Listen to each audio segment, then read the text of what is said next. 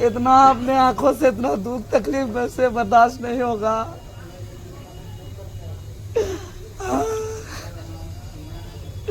आज यही सब आवाज उठाने के लिए हम घर छोड़ दिए। मेरा माँ हमको छोड़ के चल गई, सेवा नहीं कर पाए। आज आवाज उठा रहे तो हमको मार दिया जा रहा है। ये तो हमको बचा लिया मेरा साथी लोग, नहीं तो आज तो मारने का प्लानिंग था, वहीं पे मराने का प्लानिंग था। ऐसा घेर के जैसे कोई टेररिस्ट आतंकवादी है, कितना बड़ा गुनाह किए हैं। जैसा मेरे ऊपर का लाठी मेरा दोस्त लोग अपना शरीर में खाया, अपना बदन में लिया, तब जाके अभी हम जिंदा हैं, नहीं तो अभी हम जिंदा भी नहीं रह पाते हैं।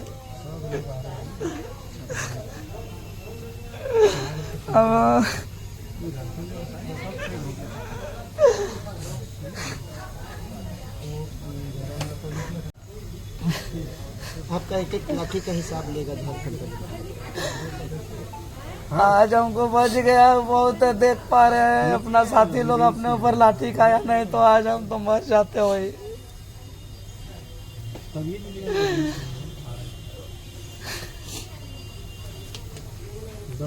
लाज शर्म लगना चाहिए सरकार को, लाज लगना चाहिए, लाज में मर जाना चाहिए। मोराबादी मैदान में क्यों बात नहीं किया आज तक जाके, क्यों मांग पूरा नहीं किया? अभी 4 बजे बोला था, आए नहीं सर। हम तो कोई पहला दूसरा दिन नहीं गए थे। नहीं आएगा, वो साजिश है सब साजिश है। लोग बात करें ना वैसे ना इस राज का।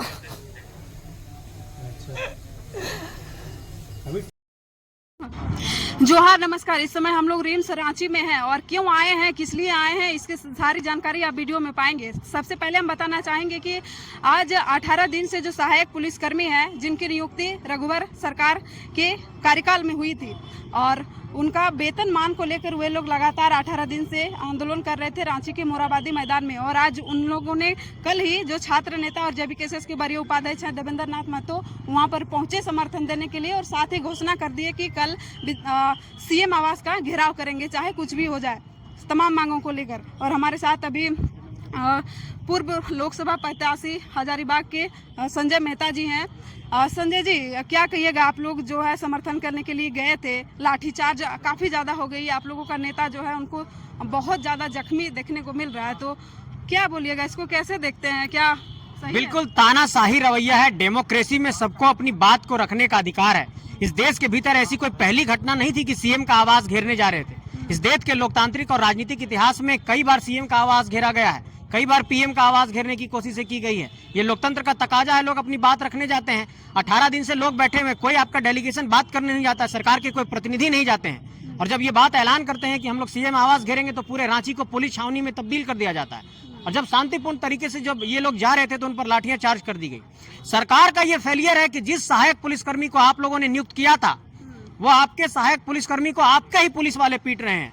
जिन पुलिसकर्मियों की नियुक्ति आपने उग्रवादियों की रक्षा के लिए की थी, उन पुलिसकर्मियों को आपने अपने ही पुलिस के साथियों से पिटवा दिया, अपने ही साथियों से लड़वा दिया। ये कितना बड़ा फेलियर है। ये सिर्फ एक फेलियर नहीं है सरकार का, ये एक बहुत बड़ा सवाल है लॉ एंड ऑर्डर को लेकर के, कि पुलिस ही पुलिस से लड़ रही है। इससे बड़ा मुझे लगता है कि अकर्मण्यता और कुछ नहीं हो सकता। इससे बड़ा लॉ एंड ऑर्डर का फेलियर और कुछ नहीं हो सकता है। सरकार को इस पर चिंतन करना होगा। बार बार हम लोग पर फर्जी एफआईआर कर दिया जाता है। आज जो कुछ भी हुआ फिर फर्जी एफआईआर होगा। इससे पहले हम लोगों पर कितने एफआईआर करा दिए गए तमाम साथियों पर। आज देवेंद्र नाथ महतो जी को पीटा गया, संतोष महतो जी को पीटा गया। हम ये कहना चाहते हैं कि बार बार सहायक पुलिसकर्मी को आप पीटेंगे, हमारे नेताओं को पीटेंगे, तो हम लोग कहाँ जाएंगे अपनी बात रखने के लिए? शांतिपूर्ण तरीके से 18 दिन से बैठे हुए ना, कोई बात करने क्यों नहीं जाता है? ये सरकार में इतनी तानाशाही रवैया क्यों? अपनी कुर्सी बदलनी होती है 5 मिनट में बदल लेते हैं। कभी आप चंपई चाचा को हटाते हैं, खुद बैठते हैं।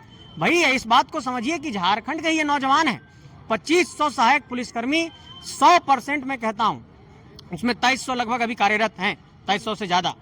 वो सभी झारखंडी नौजवान हैं, 12 नक्सल प्रभावित जिलों के हैं। इनकी मांग क्या है? आरक्षित संवर्ग में उनको समायोजित कर दीजिए। वो नहीं हो रहा है तो इनका कम से कम कॉन्ट्रैक्ट की अवधि को बढ़ाइए, इनकी सैलरी को बढ़ाइए, इनकी मांग को सुनिए। कोई सुनने वाला नहीं है।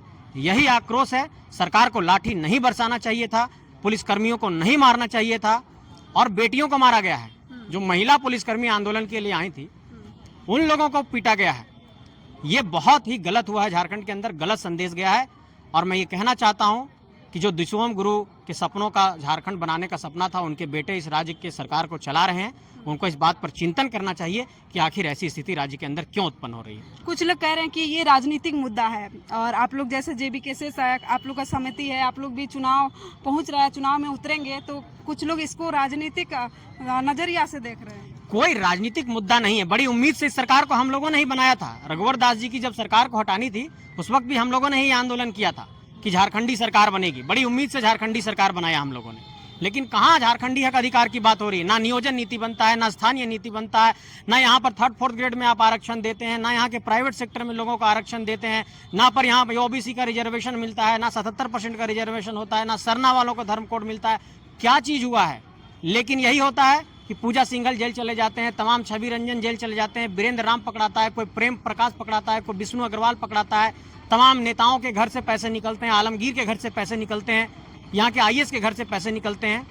तो इतना भ्रष्टाचार का पैसा आप लोगों के पास है, लेकिन 10,000 से वो कह रहे हैं कि 30,000 रुपया हमारी सैलरी करिए, तो उसके लिए आपके पास पैसा नहीं है। इस बात को समझना होगा कि इस स्टेट के अंदर सिर्फ लूट चल रहा है। हम लोगों को शौक नहीं था पॉलिटिक्स में आने का, हम लोग भी पढ़ाई कर रहे थे, हम लोग भी UPSC की पढ़ाई करते करते, JPSC की तैयारी करते करते एक्सीडेंटली पॉलिटिक्स में आना पड़ा है। इस स्टेट का हाल देख करके हमारे घर और हमारे तमाम साथी के लोग परेशान हैं। किसको शौक होता है कि उसका बेटा पिटा जाए? आज देवेंद्र नाथ महतो जी यहाँ पर अस्पताल में भर्ती हैं, पिताजी वहाँ पर खेत में कुदाल चला रहे हैं। क्या उनकी पीड़ा नहीं होगी मेरा बेटा अस्पताल में भर्ती है? उनके पास इतना सामर्थ्य नहीं है कि वहाँ से एक गाड़ी से लेकर के अपने बेटा का चेहरा देखने आ सके। ऐसे लोग आंदोलन कर रहे हैं। झारखंड में गरीब गुरबा का बेटा आंदोलन कर रहा है, कोई यहाँ पर अमीर लोग नहीं आए हैं। इस बात को समझना होगा सरकार को, इस वेदना को, इस पीड़ा को समझना होगा, तभी यहाँ पर कुछ कल्याण हो सकता है। लेकिन आज जिस तरह से बैरिकेडिंग तोड़कर CM आवास तक पुलिसकर्मी जो है पहुंच गए, जो वहां पे ड्यूटी में तैनात थे वो लोग भी जख्मी हो गए और जो सहायक पुलिस थे वो लोग भी थोड़ा बहुत जख्मी हुए हैं। तो कहीं ना कहीं दोनों तरफ नुकसान हुआ और वे लोग, हालांकि उनका जो मंजिल था वहां पर पहुंच गए, लेकिन आश्वासन के तौर पर अभी तक मिला है कि उन लोगों को बात जो मांगे थी वो CM तक पहुँचाई गई है। तो क्या लग रहा है कि सिर्फ इस बार भी आश्वासन होगा या फिर नहीं दिया गया मांगों को उनका, तो आप लोग आगे फिर इस तरह का आंदोलन कीजिएगा? देखिए, सबसे पहले इस बात को समझने की जरूरत है कि ये बात सरकार के संज्ञान में पूर्व से है। ऐसा नहीं है कि सरकार के संज्ञान में नहीं है।